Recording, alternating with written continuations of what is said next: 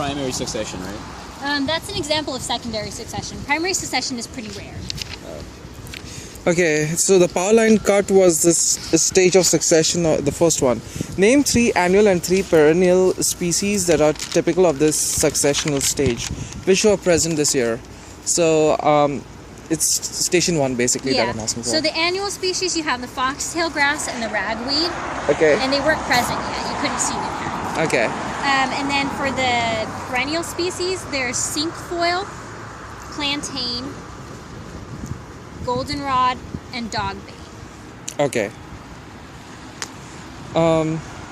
Can you go through station 1 entirely, like what you said? Only the things that are in your question are really important. Okay, what is a seed bank and what role would a seed bank serve at this site? Yeah, so seed bank is when they basically, the plants put their seeds like underground, they remain viable in the soil. And this is good because it temporarily spreads out the seeds, right? So it spreads them out with regards to time, so that they're not all growing at the same time, so they're not competing together. That's a seed bank to put them like all dispersed on the ground? Like put them in the ground, yeah. Why do mosses grow? So they grow along trails and mounds because they need water to disperse their gametes, and because if a large litter layer accumulates over the top of them, they can't grow. Litter layer, so that's like the very top layer of soil. So, Right, so they want us to kind of stay above the other seeds so that they can grow. why do several of these early successional plants share a common growth form, which is low-growing rosettes of leaves? Yeah, so the rosette form helps protect us from wind damage, right? Because they're in an area where there aren't a bunch of tall trees to protect them. From what damage? Wind. Window. Okay, and okay, in station 2, what forest layers are visible at this site? So at station 2, I thought that was a weird question. You can see, what could you see? Just the mosses, and then you could see this big tree Yeah, you over can see this. the canopy, I guess. Yeah. And what is the dispersal strategy again for the cedar, maple, and pin oak? Yeah, so the cedar uses low quality fall fruits. Okay. So it basically drops little fruits. Uh-huh. The pin oak has acorns, Okay.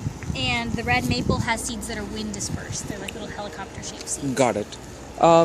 Why do we find these particular tree species here?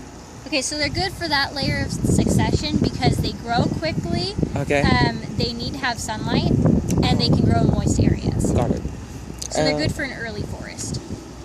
And how can you recognize a pin oak and what are its requirements in terms of sunlight and moisture? Yeah, so the pin oak has drooping branches, Okay. and it needs to have sunlight and moisture. It's shade intolerant. And what type of fruits do red cedars produce? Low quality fall fruits. Okay.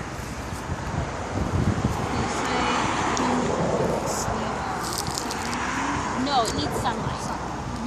That's why it grows better in the early forest when there aren't taller things above it.